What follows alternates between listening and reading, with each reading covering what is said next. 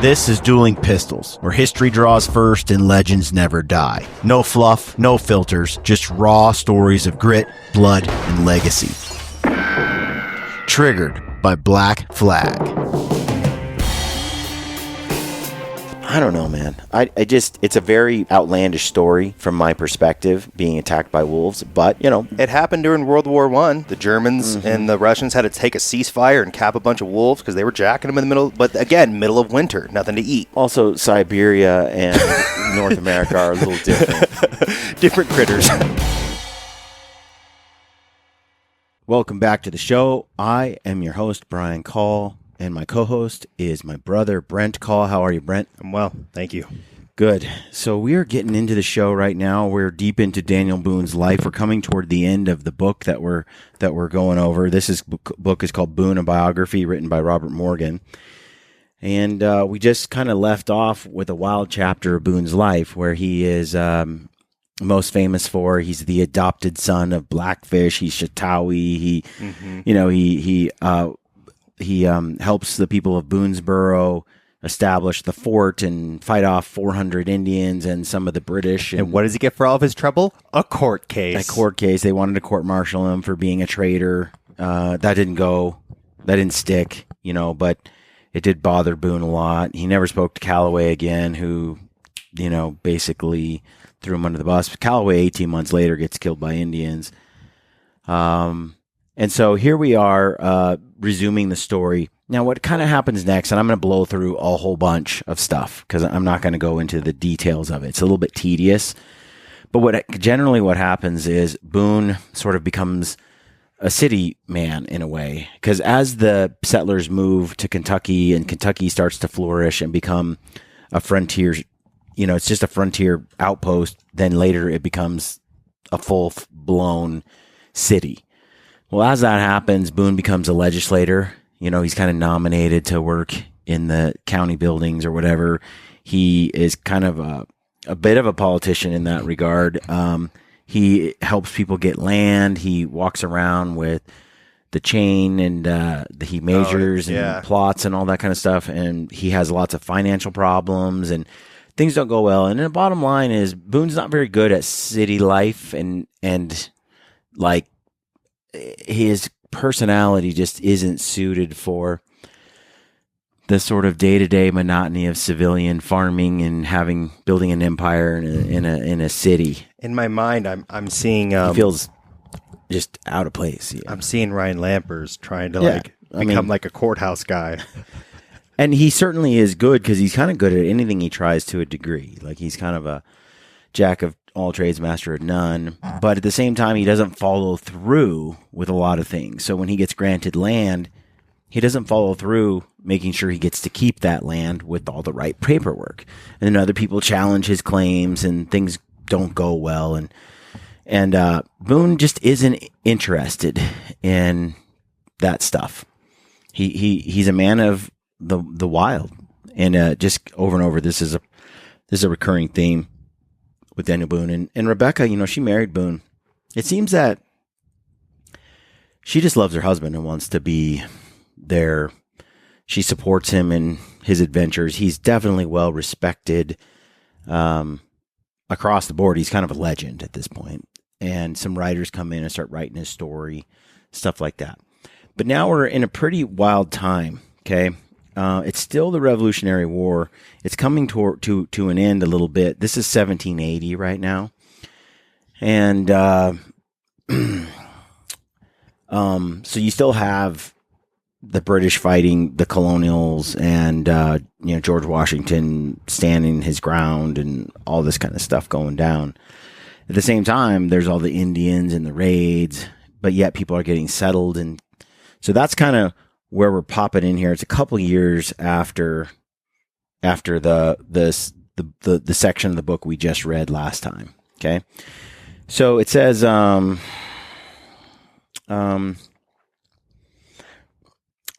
it was a time of increased violence along the Ohio River.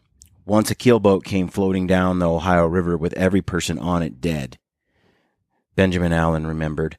Found an Indian's fingers in it that had been chopped off. Jeez, that is a boat. So there's a lot of Indian raids going on. To answer successful raids by the British and Indians on Ruddle Station and Martin Station in Kentucky, it just says that devastating attacks on travelers on the Ohio River started to be a thing. George Rogers Clark organized an army of 1,100 in the summer of 1780 to return to Ohio. Crazy stuff's going on. It's chaos. Are there still bounties for scalps Oh yeah. at this point? So that's still going on? Okay. Both sides fought with a fury many present had never seen. The Americans killed and took scalps and even ripped scalps from bodies in graves. Whoa. One witness reported seeing a woman's belly ripped open and her body otherwise mangled. After an intense and sustained battle, the Shawnees pulled back from Pequot, and Americans looted and burned the town and surrounding cornfields. So there's massacres. There's retaliation. It's Indian wars. It's British on English, on Indians. It's just everyone's in a war. It's bad chaos. The raids into Kentucky by scattered bands of Indians continued. In March 1780, Colonel Richard Calloway, Boone's old nemesis, had been killed as he attempted to build a ferry with his slaves for use on the Kentucky River near Boonesboro. He had escorted Henry Harebuyer Hamilton as a prisoner to Williamsburg, and while in the capital had secured the valuable ferry contract from the government of Virginia. Is that a real name? Harebuyer Hamilton? Or was Harebuyer like a middle name? That's a nickname the Indians gave him. Remember, Henry Hamilton is the dude. That's what I thought when he said Henry Harebuyer Hamilton. Yeah, he was the British soldier who governed Harebuyer. Oh, that's an evil name.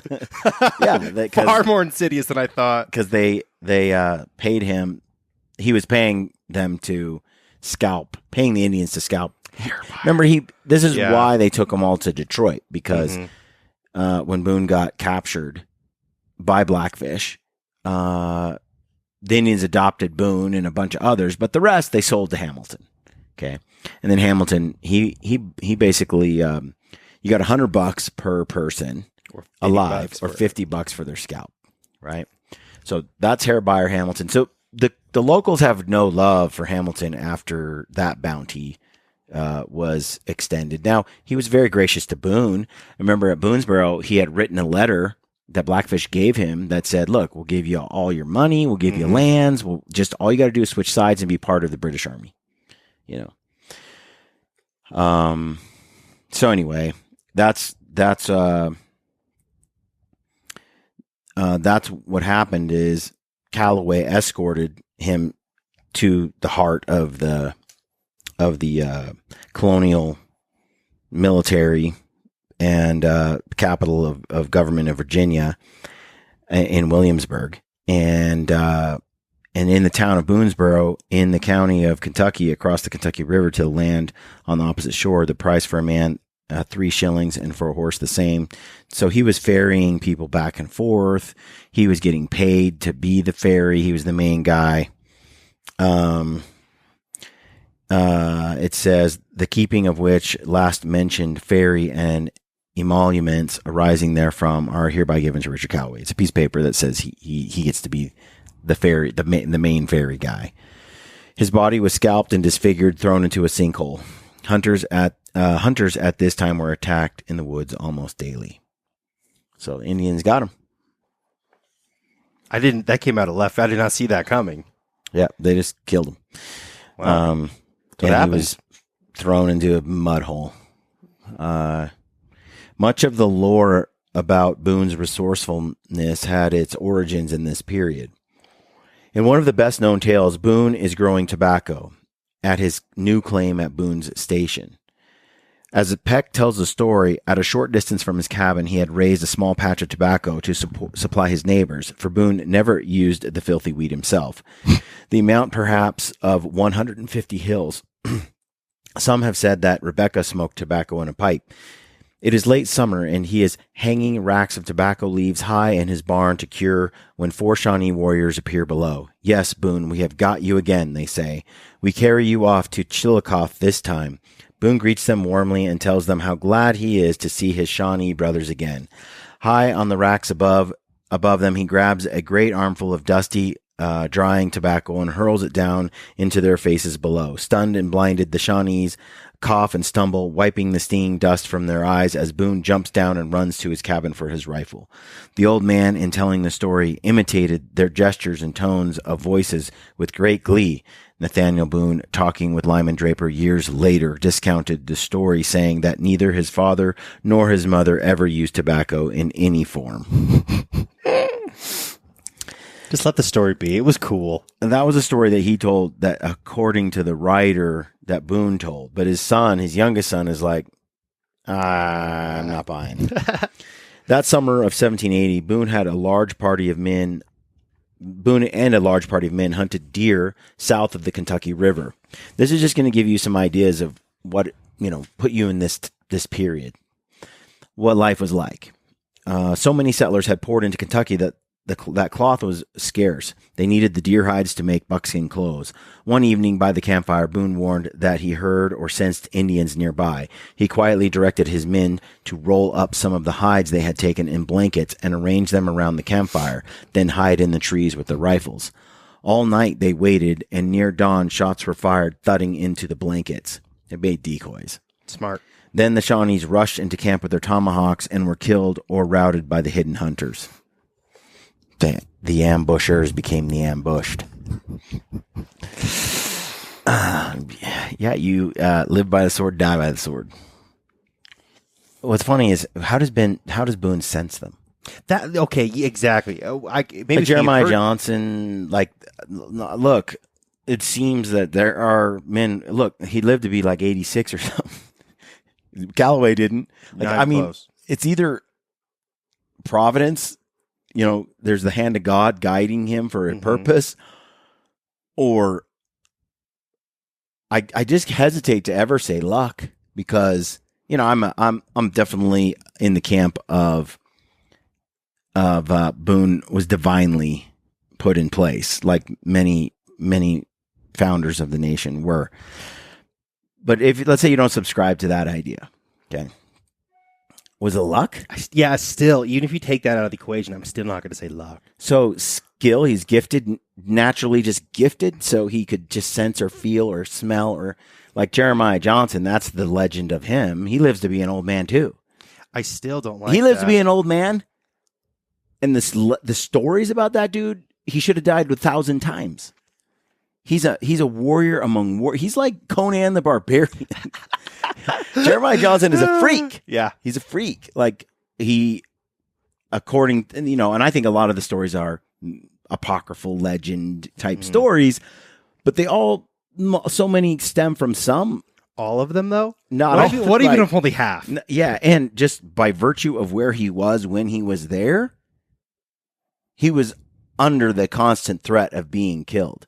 Then by his demeanor, he seemed always willing to fight. Like, okay, like he didn't care if he died, it seemed. Just, okay, let's kill another Indian today. Like, look, just think about it. It's just food for thought. Just churn it about in your mind. Explain it to me. I don't know. But the man seems to have a horseshoe jammed really far. He hasn't dislodged it yet.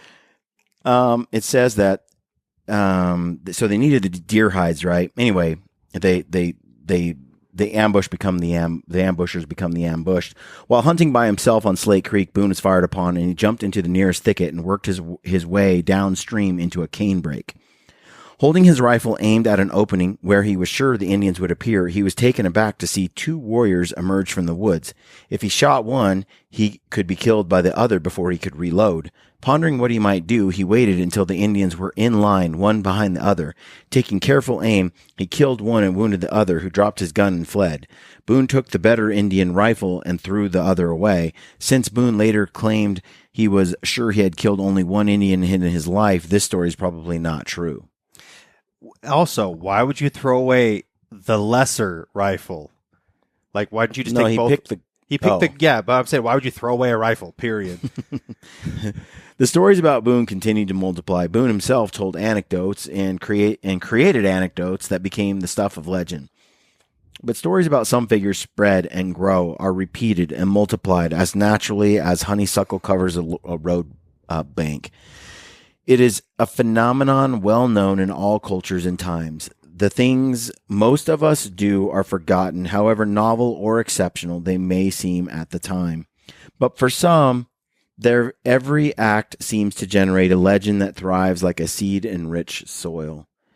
At some point, whether the story is true or not, doesn't much matter. It's the color, the novelty, the twist that counts.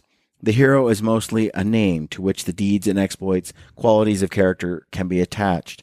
The figure becomes a springboard for the folk imagination, for collective memory and record of a culture. In early American frontier history, the two figures who seemed to catch the folk imagination most intensely were Daniel Boone and John Chapman, or Johnny Appleseed. John Chapman, that's new. In both cases, the subjects were real historical figures who did many unusual things, but in the folk imagination, they quickly became symbolic, exemplars of deeds and characteristics a culture aspired to and wanted to be remembered for. The stories of figures like Boone and Chapman help keep a culture alive and help people remember who they are, or at least who they would like to be. One of the stories about Boone, rooted all too much in fact, occurred October 1780.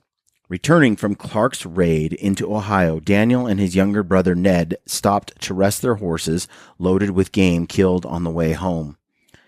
While they paused in a meadow, Ned suggested they crack some walnuts or hickory nuts ripening in a grove nearby. Boone warned that this was a place where they were likely to see Indians. Ned teased at Daniel for his fear and began to crack nuts on a rock. While Ned was occupied, Boone saw a bear in the woods, followed, and shot it. Edward sat down to crack some hickory nuts. A bear came nearby them. Daniel took his rifle and ran and shot the bear. These are the words that were written. I can barely read them because they're all misspelled. Suddenly, shots rang out in the woods, and Boone realized they had walked into such an ambush as he had feared.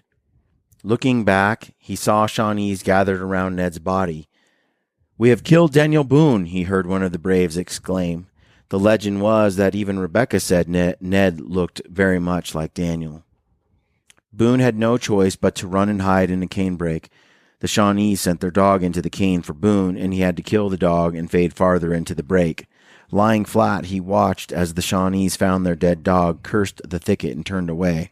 After all, why risk hunting through the cane when they had just killed the great Daniel Boone?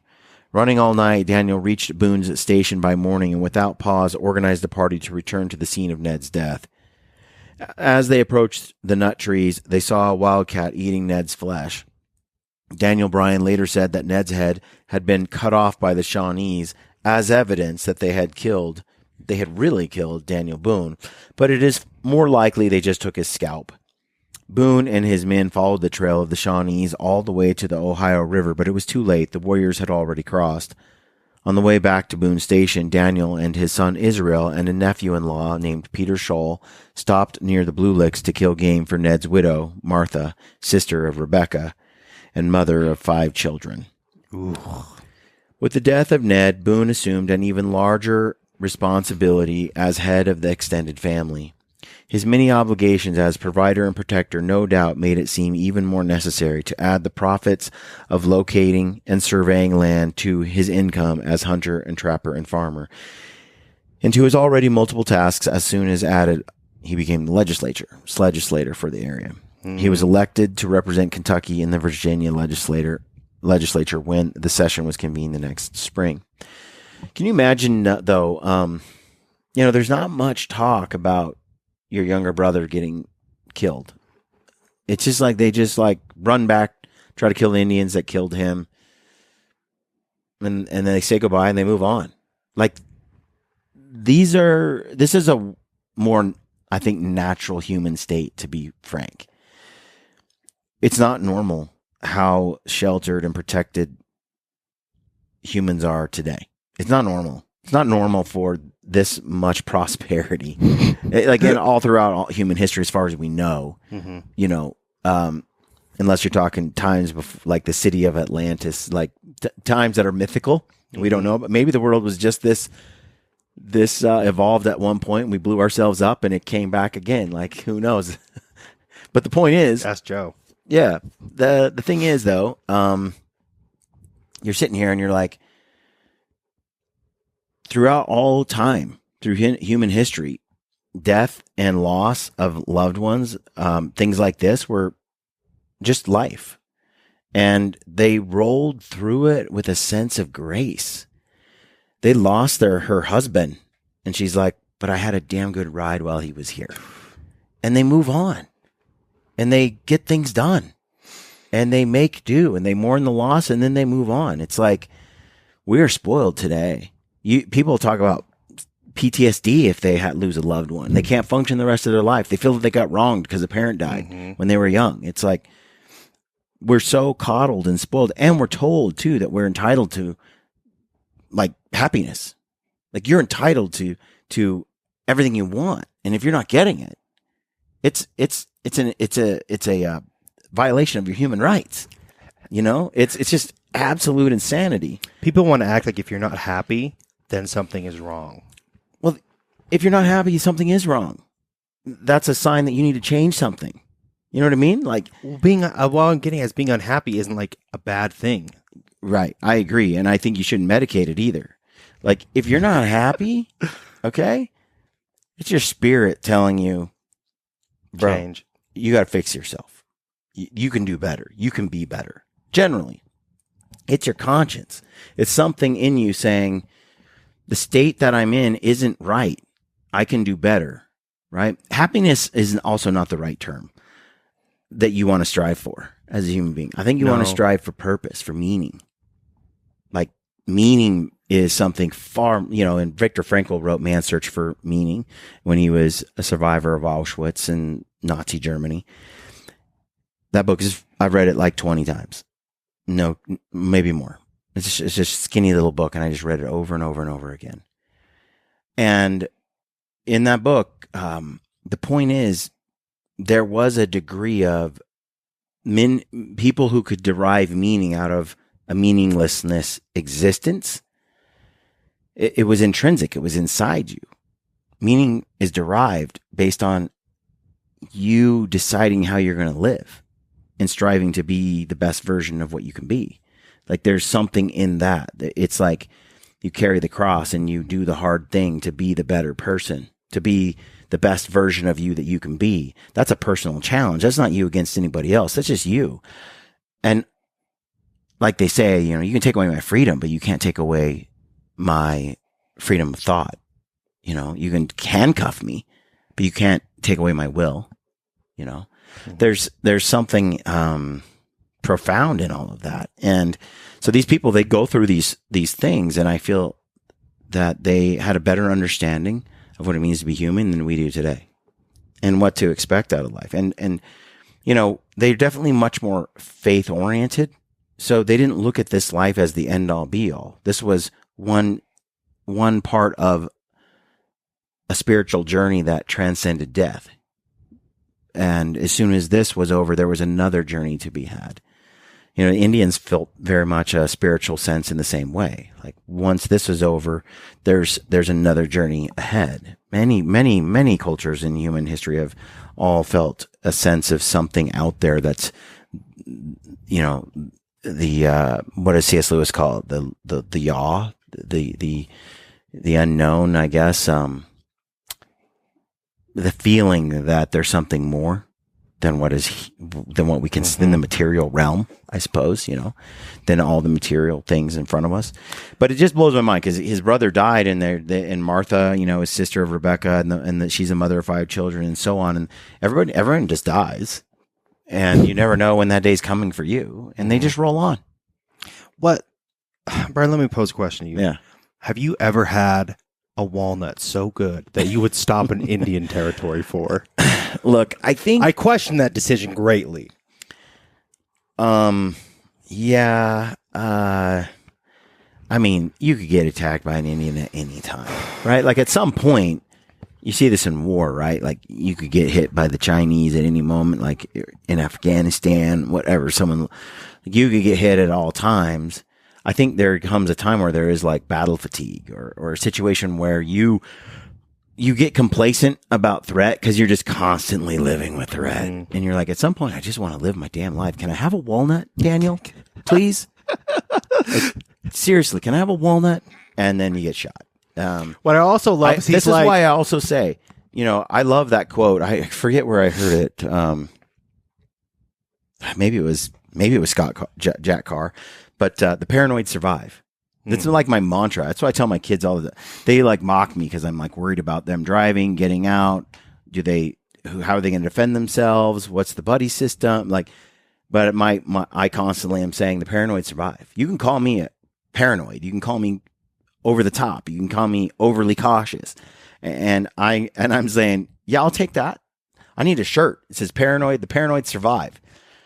Being paranoid is what keeps you alive. Remember that movie Conspiracy Theory with was it Conspiracy Theory with Mel Gibson and Julia Roberts? That's gonna bother me. Anyways, tell me the story. Well, he's like this conspiracy theorist, and everybody sort of dismisses him because he's crazy conspiracy theorist. He just thinks the government's out to get him and all this stuff, and he just thinks. But it's sort of like a clock is right twice a day or something, or at least once a day or whatever. He says, it turns out that, yes, he is crazy, but he's also not wrong. And I was thinking about that because, yeah, conspiracy theorist for sure, but he's paranoid, right? But for good reason. And it turns out that he wasn't wrong either, that things were going down, and what people were dismissing as crazy was real, and he was the only one brilliant enough to see it. A little bit of hubris there. It's pretty intense. I mean, Mel Gibson plays a nut job, and it's so good. I like how he's like, we can't get the walnuts. There's a bear. Boom. I know. Well, it all goes out the window. They split up, and yeah, it's interesting. Like, anyway. Who knows the details, exactly how it went down. This is the story passed down, right? But food for thought, life, like you said, the walnuts, like if you're paranoid and you're ghosting through cane breaks and you're cautious and you're looking over your shoulder constantly and you're only moving during certain times of the day when you're you live longer. But Daniel Boone just went after a bear. And it's like, why didn't Ned go with him? They didn't give Ned a horseshoe when he was born, apparently. Or maybe the loss of Ned was Ned had accomplished what he needed to accomplish. Sure. And at the same time, Boone had a ways to go, and this was a lesson that Boone needed to learn for what he had to do. It's like the story of Abraham and Isaac. Gotcha. I always am like, I think about that a lot. I put myself in that position. I think it's an ancient story, right? Bible over Old Testament, thousands of years old. What's it trying to tell me? And when I think about it, I often think Abraham needed to learn something about Abraham. God already knew the things about Abraham. This wasn't for God testing Abraham. This is for Abraham to learn about Abraham. God was letting Abraham grow. God already knows what Abraham's going to do. Abraham didn't know. It's almost like time travel. Like you can get yourself real twisted up. Yeah, you can't. In theory, like, wait, what? So anyway, it's just some of the things that go on in my head. All right, back to the book. It says, okay, so this is what happens next.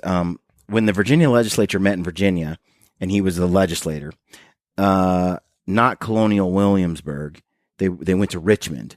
The session opened up May 7th, 1781. So early spring, late spring, I guess, early summer, late spring. But soon had to be adjourned as Cornwallis and the British Army were approaching the city on the James. The feared cavalry commander, Lieutenant Colonel Banastre Tarleton, or Bloody Tarleton. Is that how you say it? Tarleton? Tarleton? I think it's Tarleton. I'm going to say Tarleton. Bloody Tarleton. Was directed to capture the lawmakers. Tarleton had made his reputation in the Carolinas where he never took prisoners.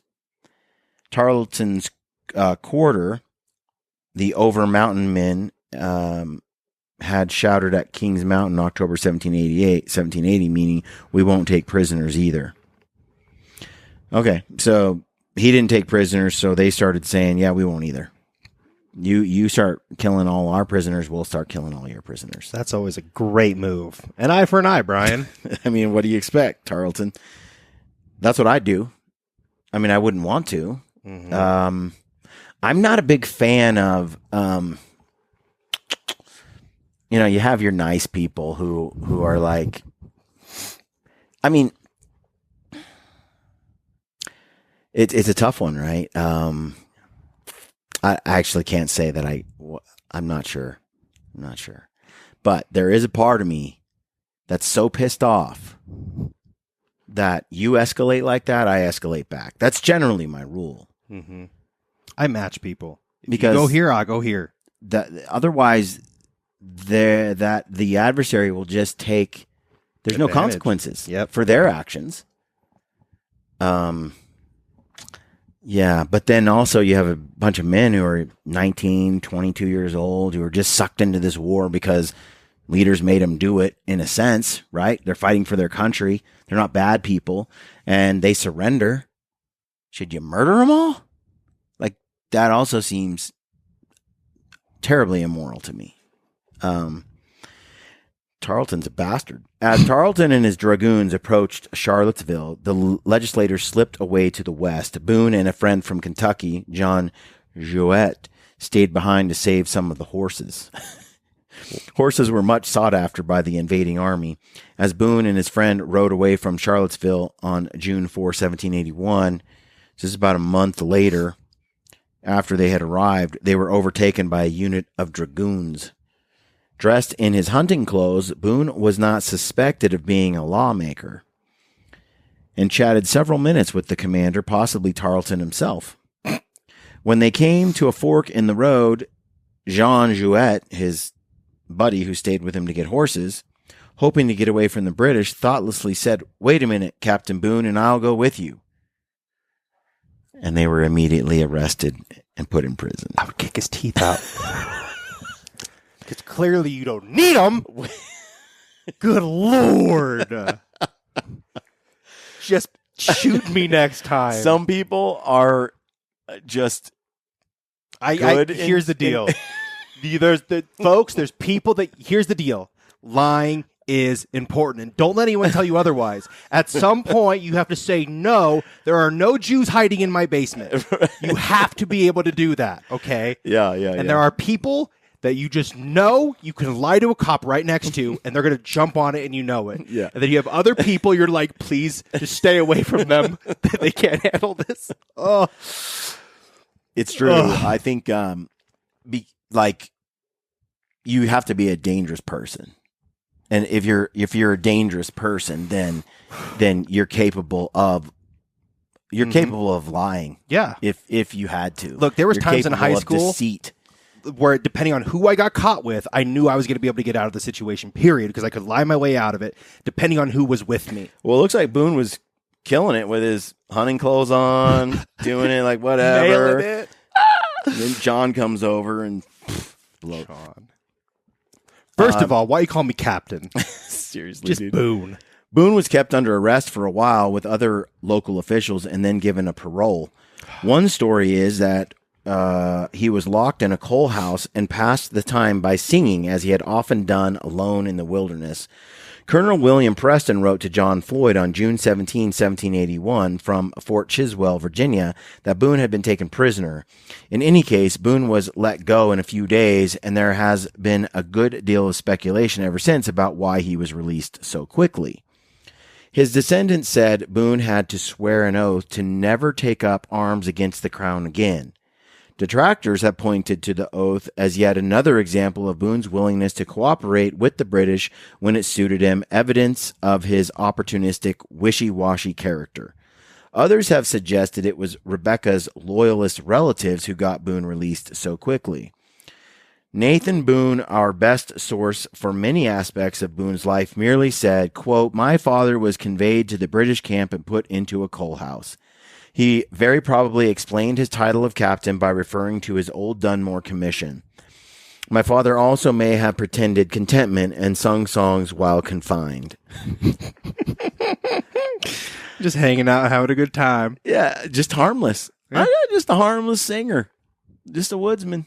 Yeah, I was a captain back in Dunmore days. I'm nobody now.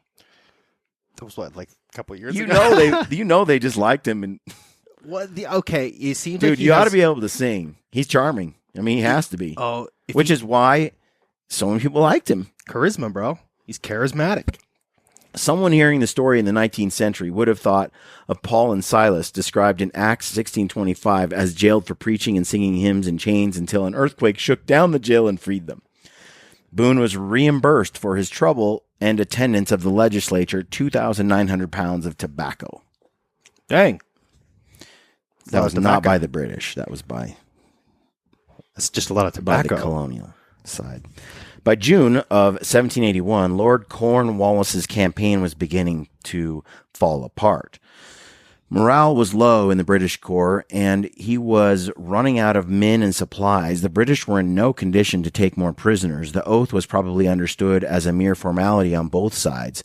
As soon as he was released, Boone rejoined the legislature, where he had reconvened with Staunton. There's no evidence that Boone was a very active or effective legislator, especially at this time. I'm just stumped. He was out of his element in committees and long meetings conducted according to parliamentary procedure. He was awkward at the deal-making and exchanges of favors, which were the very essence of political success. He would never become an effective politician, as some contemporaries such as Isaac Shelby and James Robertson would. And he was anything but a backroom man or a lobbyist. He returned to Kentucky for the summer and continued with his farming and surveying. That's my kind of politician. Reluctantly there, out as soon as he can, doing his regular job. Yeah, whatever his contribution to the process, Boone must have been aware of the impression he made on the other legislators. While others wore fine coats and silks in the company of Thomas Jefferson, Boone wore his hunting clothes, appearing to some more Indian than he did white. "I recollect very well when I saw Colonel Boone," John Redd told Draper. "He was dressed in real backwoods style. He had a common jeans, rough twill suit with buckskin leggings neatly beaded. His leggings were manufactured by the Indians." Nice. Returning to the assembly in the fall, Boone came by way of Pennsylvania and stopped in Ole to visit relatives he had not seen in decades. He was probably in no hurry to join the lawmakers, and when he did arrive in Richmond, he stayed away from the meeting so often. J.P. Hells tells us the speaker gave him an order that the sergeant at arms attending the house take in custody Daniel Boone. It seems likely he was out hunting instead of sitting in the chamber. Good man. I'm shocked. Shocker. That's what I do too. Daniel and Rebecca's last child, Nathan, had been born that March in 1781. It was Nathan who would live far into the next century and spend 3 weeks talking with Lyman Draper about his father. Nathan's wife, Olive Van Bibber, would also add valuable information to the interviews. The story is that Nathan was born when Boone was away, and several other babies were also born in the Boone family. Asked if he could identify his own baby, he picked out Nathan. That's fine. By the time the Virginia legislature began its session that fall, Cornwallis was trapped on the peninsula at Yorktown. And began a siege. The French Navy blocked the Chesapeake, preventing the British Navy from coming in to his rescue.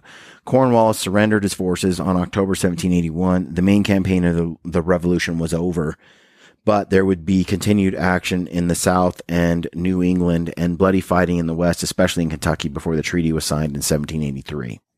So this is still 2 years from that time.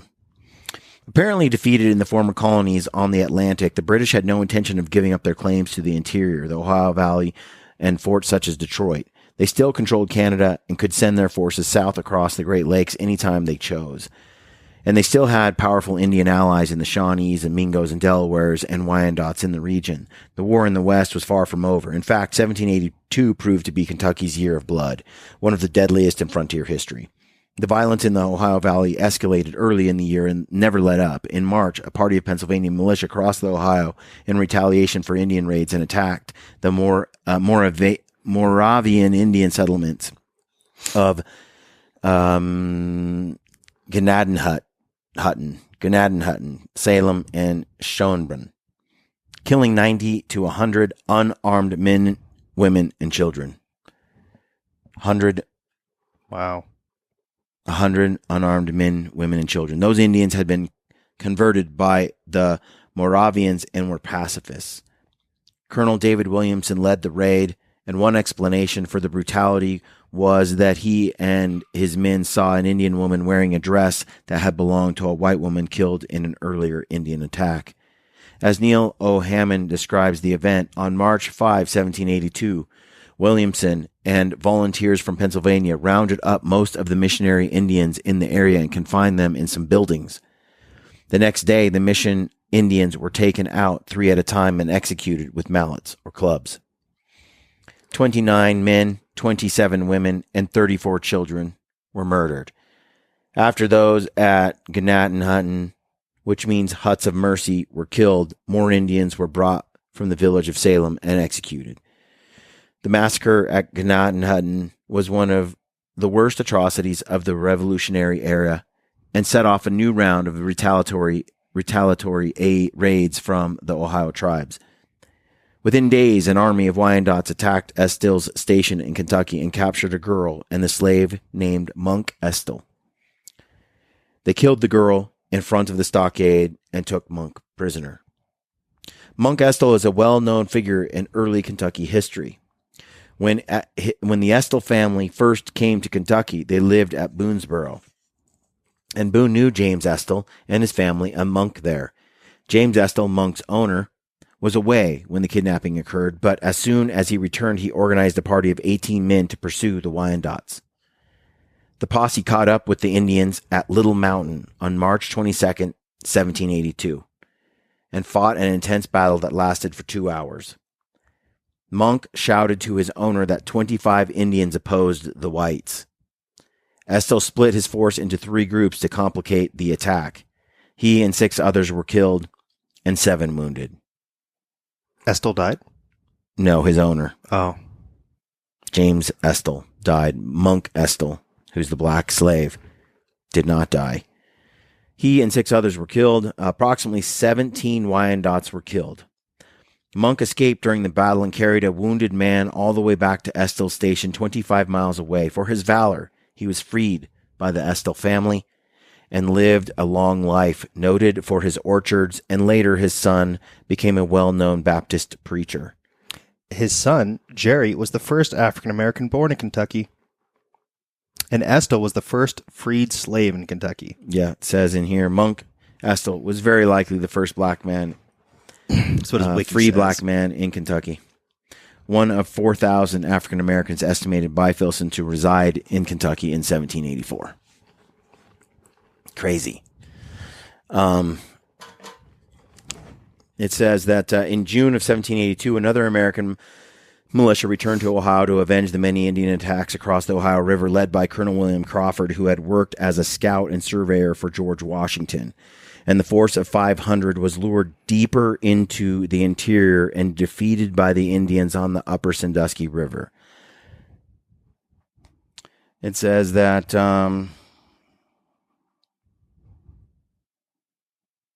okay.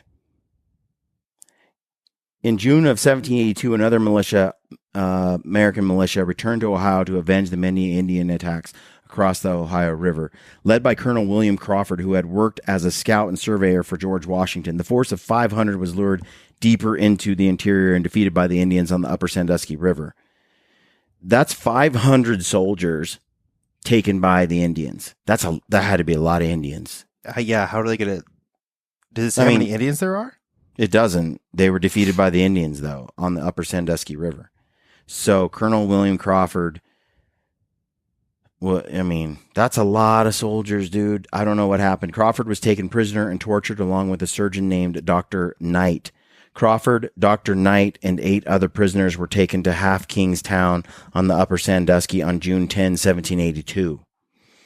Simon Girty was among the party of Indians and promised to help the prisoners. He was the half white, half Indian. Gotcha. I remember the Girty. Girty stuck out. As it turned out, Girty was unable or unwilling to aid them. Girty. On June 11, all the captives were painted black, sign of a death sentence, and 4 were tomahawked and scalped. The rest were then taken to a Delaware town nearby, where all but Dr. Knight and Colonel Crawford were killed by women and boys. At 4 o'clock in the afternoon, a fire was made, and Dr. Knight and Colonel Crawford were beaten by all present and bound to separate posts. Speeches were made, reminding those present of the Gannatan Hutton massacre, and Crawford's ears were cut off. Then the Indians took turns prodding Crawford over his naked body with burning poles. Women threw live coals on the ground and made Crawford walk on them. Crawford begged Girty to shoot him, but the white Indian laughed at him. After 2 hours, Crawford was pushed face down into embers and scalped. An old woman threw coals on his mutilated head, and he was made to walk around the post as the Indians jabbed him with burning sticks.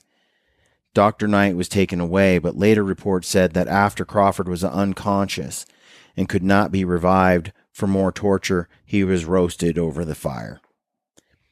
The British loyalist officer Captain William Caldwell, who was present at the torture, wrote to his commanding officer at Detroit 2 days later, "Crawford died like a hero. Never changed his countenance, though. They scalped him alive, then laid hot ashes upon his head, after which they roasted him by a slow fire." Accounts of the torture of Crawford inspired even greater rage and fear among the residents of Kentucky. Whoa. Yeah. That's heavy.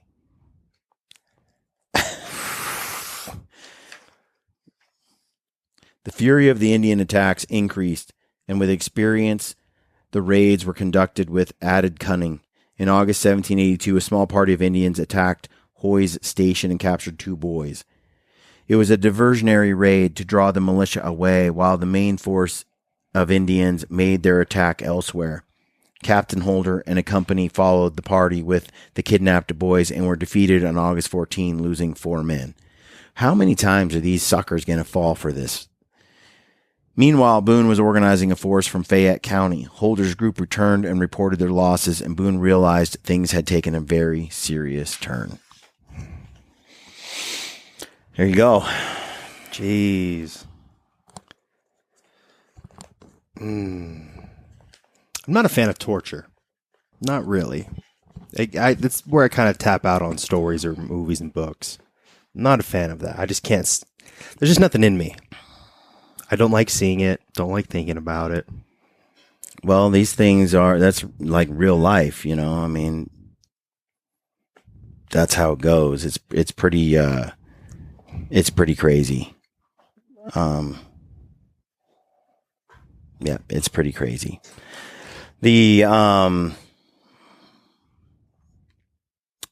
It's pretty sad what happens there. I think that it paints a picture of what you're dealing with. The vengeance that each group, tries to exact from the other, the intensity, what they're fighting for. I think they lose sight of any purpose at some point. It's just to make someone pay for what they've done, It's heavy, dude.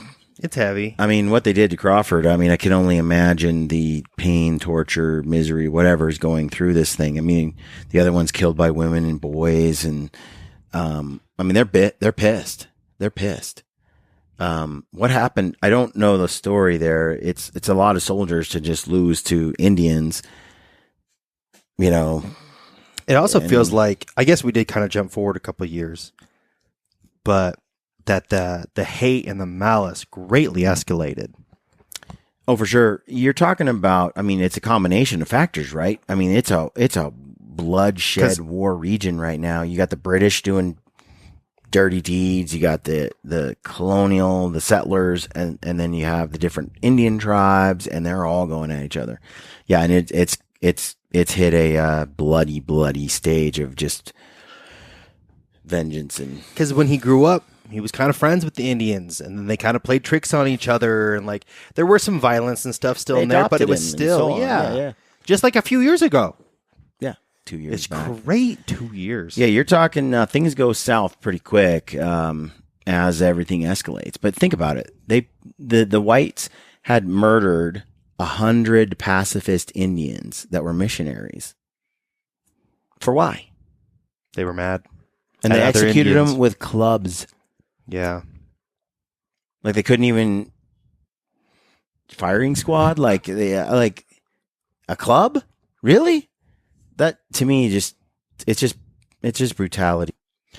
So I mean, it's one thing to dispatch of a human being. now I don't know that Crawford was the one who instigated that. Did it say who was the one behind that massacre?